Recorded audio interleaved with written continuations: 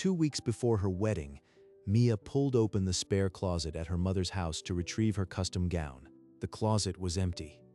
No dress, no note, just a single wooden hanger swaying in the dusty light.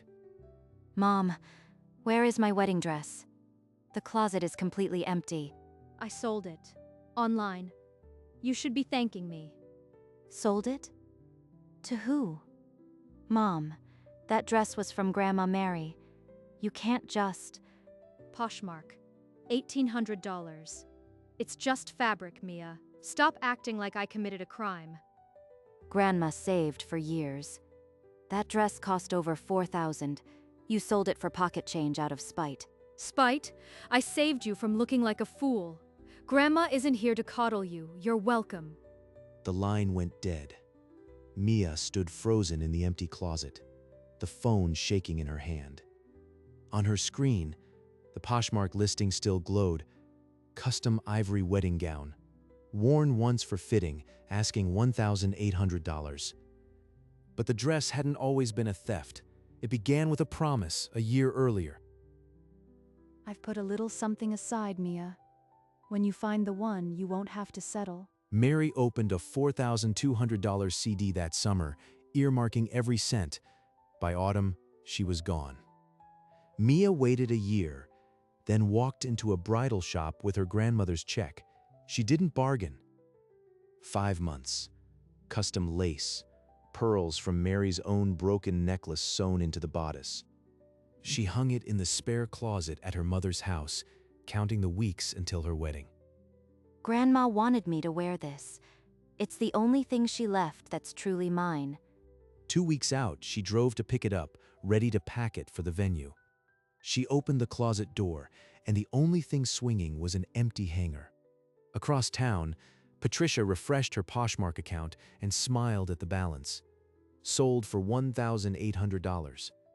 The sale didn't come from nowhere. 2 months earlier, the arguments had already started. Justin doesn't have a real job. You're making a mistake, Mia. He's a freelance writer. You've never even given him a chance. This isn't about him. It's about you. You think you know everything. Your grandmother spoiled you, filled your head with fairy tales.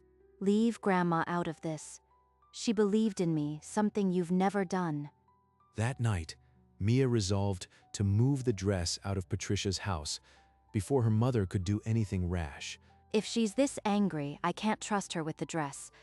I'll go first thing tomorrow. By morning, she was at her mother's door with a garment bag. She didn't knock. The spare closet was ajar. Inside, nothing but a single hanger. The dress was already gone. She dialed her mother's number, hands trembling, knowing she was already too late. The phone rang to voicemail. Mia didn't leave a message. She stood in the hallway until the front door creaked. Where is my dress, Mom? The closet is empty, and I saw the Poshmark listing. It's already sold, shipped this morning. I got $1,800. You're welcome. You sold my wedding dress without telling me? Grandma's dress? How could you? Because you were going to ruin your life marrying that man. Someone had to stop you. This was Grandma's gift. She wanted me to have this. You stole it out of spite. I didn't steal.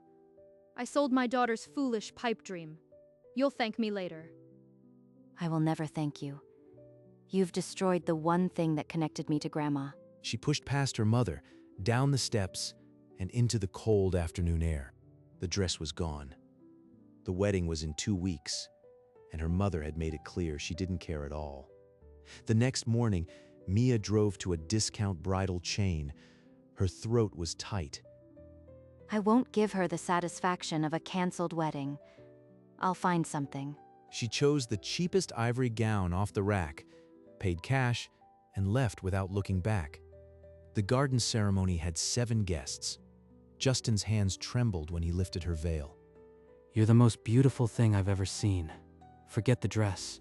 She tried, but glancing at the empty spot on her finger, she missed the pearls from Grandma's necklace. That evening, they slow danced in their apartment, barefoot on the hardwood. I still can't forgive her, Justin. I see my grandma's face every time I close my eyes.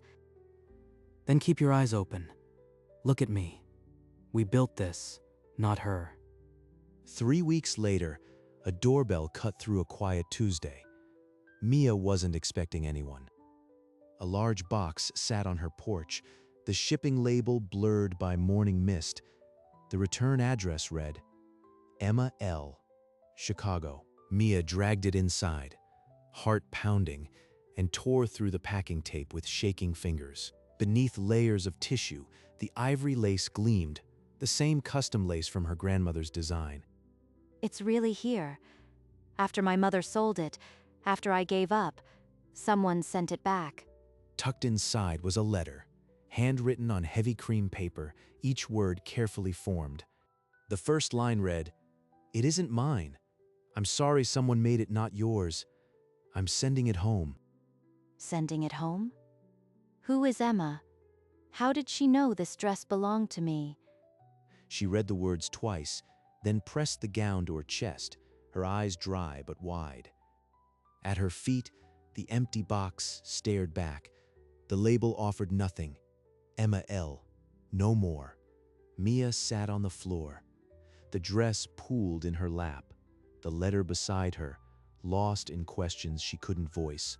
The letter continued, "I bought this dress on Poshmark for my wedding. When it arrived, I found the embroidered note inside. It said, 'For my Mia. I found your wedding photos online. You weren't wearing this dress. I knew it wasn't mine.'"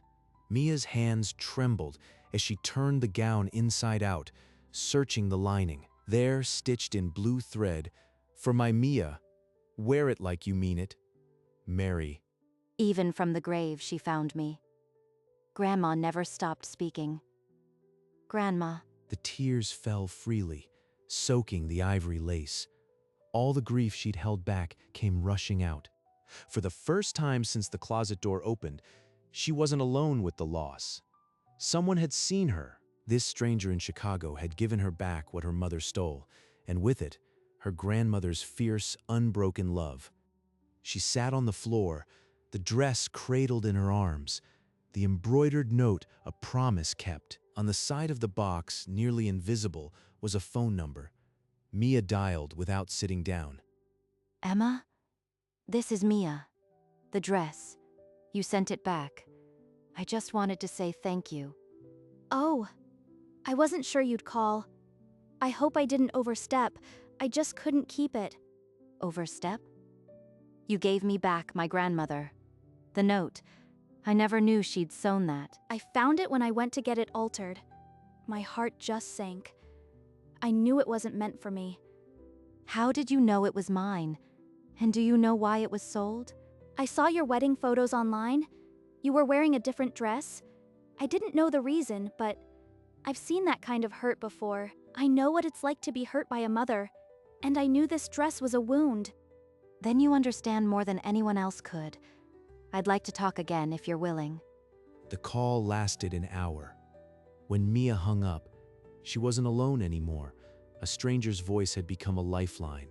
Days passed, Mia's inbox filled with Emma's words, and then the request, a video call. I want to see who I'm talking to, if that's okay. Mia settled onto her couch, laptop open, and the screen lit up with a face she'd never seen before. It's so strange seeing you for the first time, after everything you did for me. I'm just grateful you called. You have no idea what this means to me. They talked for 2 hours, haltingly at first, then like old friends. You said you understood betrayal? What happened to you? I can't talk about that yet. Someday, I promise. But I'm here for you, Mia. Okay. Whenever you're ready. Just know I'm here too.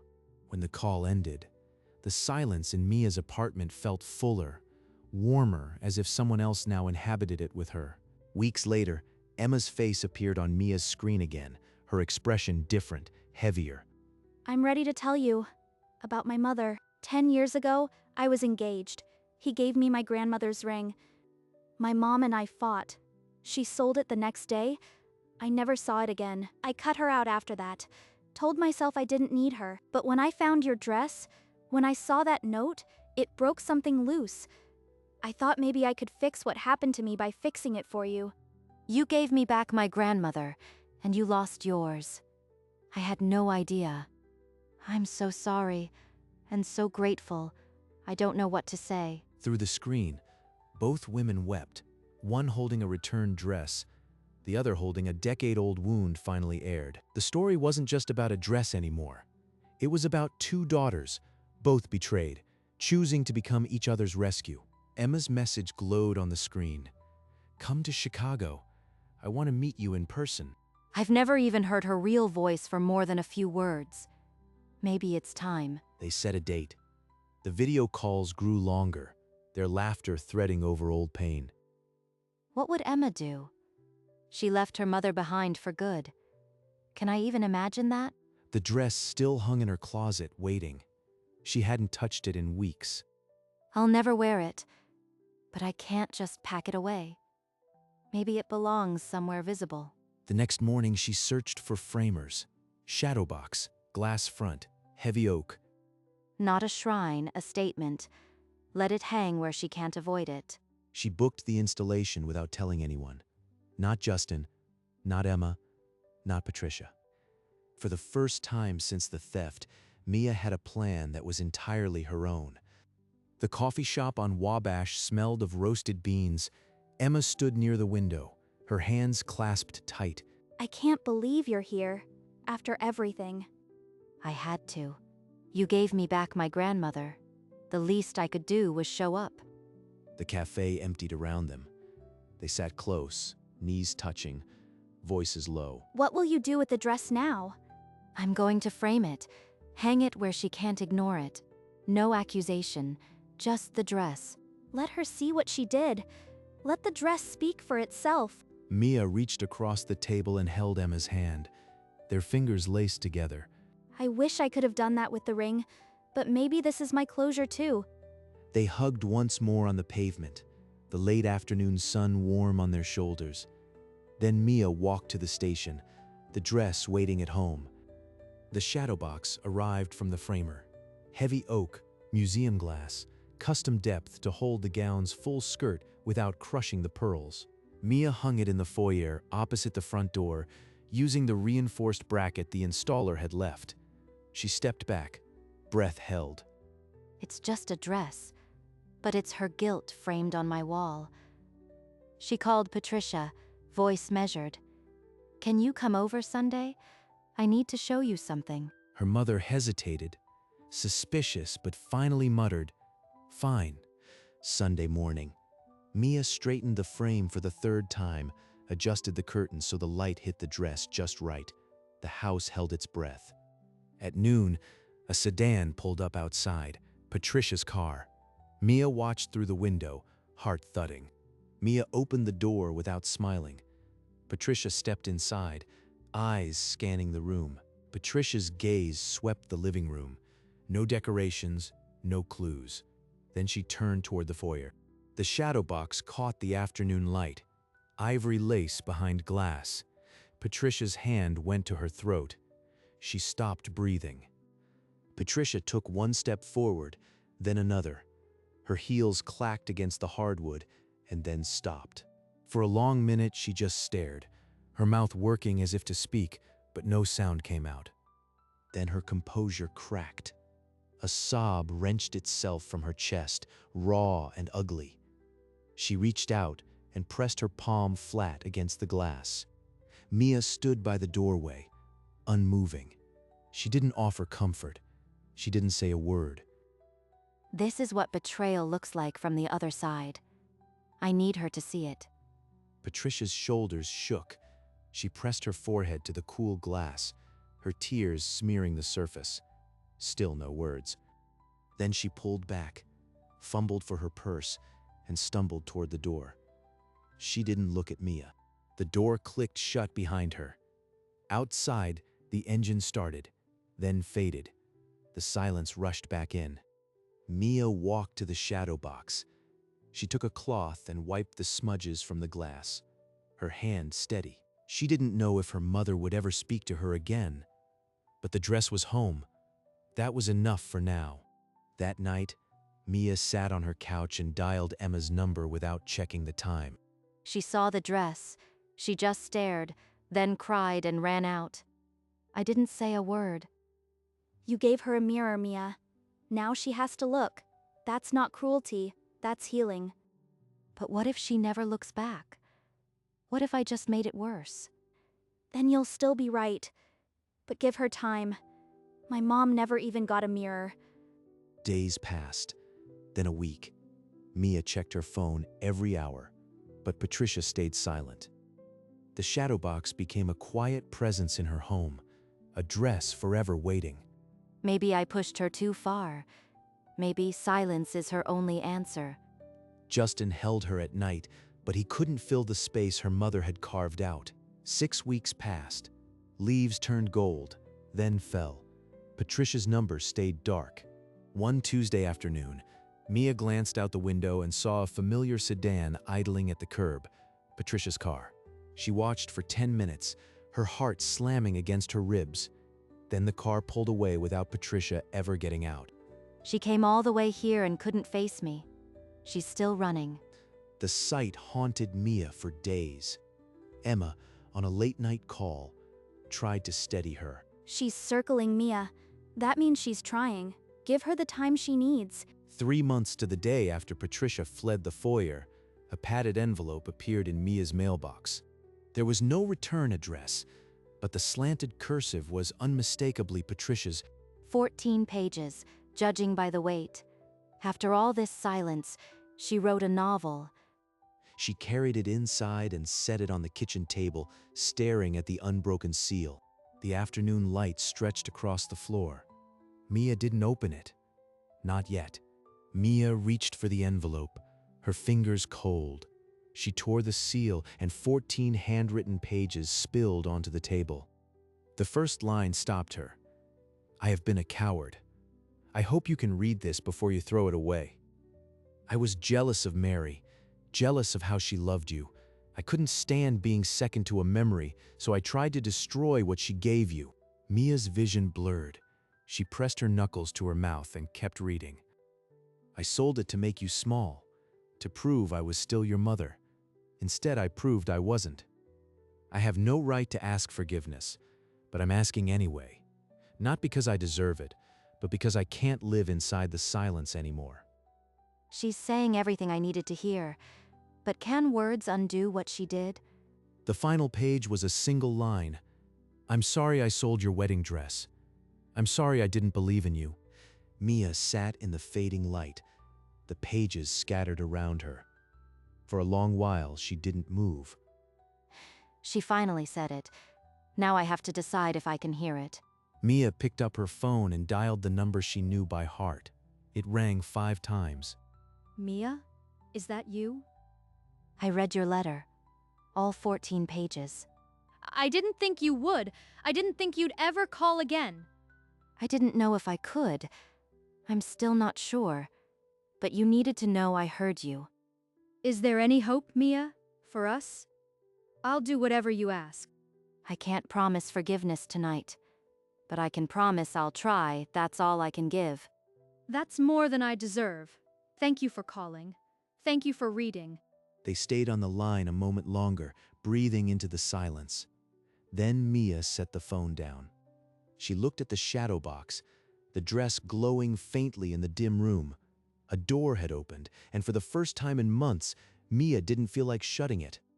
A week later, Patricia's sedan appeared at the curb again. She turned off the engine, took a long breath, and walked to the door. Mia opened the door without a word and stepped aside. Her mother's hands were shaking. I wasn't sure you'd let me in. I wasn't sure either. But you're here. They moved to the couch, the shadow box catching afternoon light across the room. Neither looked directly at it. Justin sends his regards. He's glad you came. That's kind of him.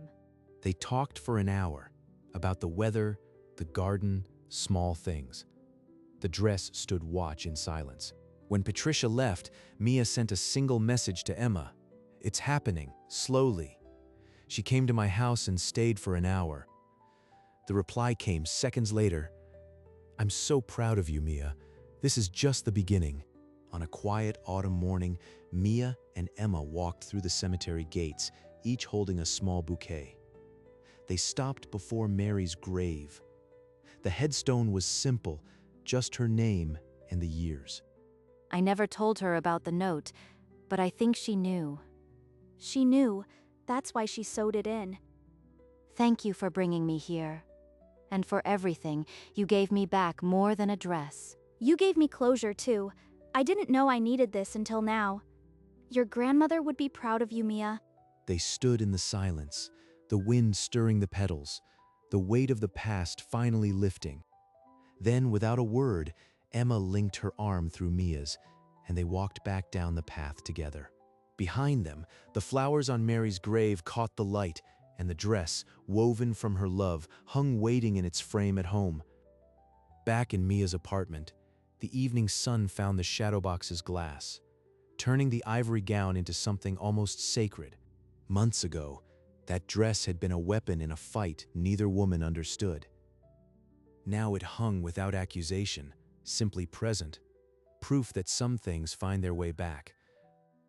Emma had been a stranger with a Poshmark receipt and a broken story of her own, but her hands were the ones that mailed it home, sewing Mia's past back together. Patricia was still learning to open doors instead of selling what was behind them. And Mary had left a message in blue thread that outlasted every betrayal. The truth was simple. Some gifts can't be taken. They just wait for the right hands. The dress waited, patient as grandmother's love, and Mia, for the first time, was still. The frame held more than fabric. It held forgiveness, stitched into every thread. In the quiet of her apartment, the shadow box held the center of the room like a heartbeat. Beside it, a small framed photograph of Mary smiled from the mantel. The two images, grandmother and gown, faced each other across the years. Mary had never seen this apartment, but her hands were in every thread. The embroidered note had outlived Patricia's anger, Emma's lost ring, and every silence. It was just a piece of cloth, really, but love had made it unstealable. Mia would wake tomorrow and walk past it, and it would still be there. That was the gift Emma gave her. Not just a dress, but the proof that some wrongs can be undone.